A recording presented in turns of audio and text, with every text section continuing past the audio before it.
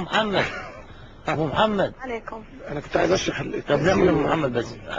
اتفضلي. السلام عليكم. عليكم السلام ورحمه الله وبركاته. دكتور استاذ محمود، نعم يا فندم، تحت امرك. اشكرك من كل اعماق قلبي على الموضوع هذا الخطير. اتفضلي يا محمد، عايزه تقولي حاجه؟ انا عندي محورين. المحور الاول، انا متزوجه، عندي اطفال وكل اموري تمام، لكن الاحظ نفسي نفسيا يعني اميل للاناث اكثر، مع اني سعيده في حياتي وكل اموري تمام، لكن اجد نفسي اميل للاناث. الحمد لله ما مارست شيء غلط، بس لا شعوريا اجد لذة في النظر الى الاناث مثلي. هذا واحد. النقطه الثانيه، في النظر فقط يا محمد؟ النظر ولا الملامسه ايضا؟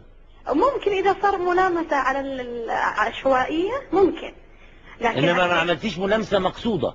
لا لا الحمد لله. طب بتتضايقي منها ولا ومع اني ما اتحرك، يعني في الطفولة كانت طفولتي سليمة، ما كان طب عندي الدكتور بيسالك انت بتتضايقي سؤال. من الاحساس ده ولا بتتبسطي منه؟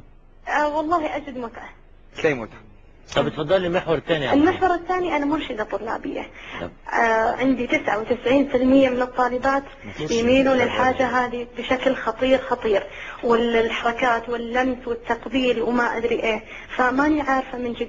مع العلم اني اتعرض لهذا الشيء من قبلهم، يعرضونه علي. مرشدة يعني حضرتك بتشتغلي في مدرسة؟ طبعا في مدرسة ثانوية. يعني اخصائية اجتماعية يعني؟ ايوه حاجة زي كذا. 99% من البنات؟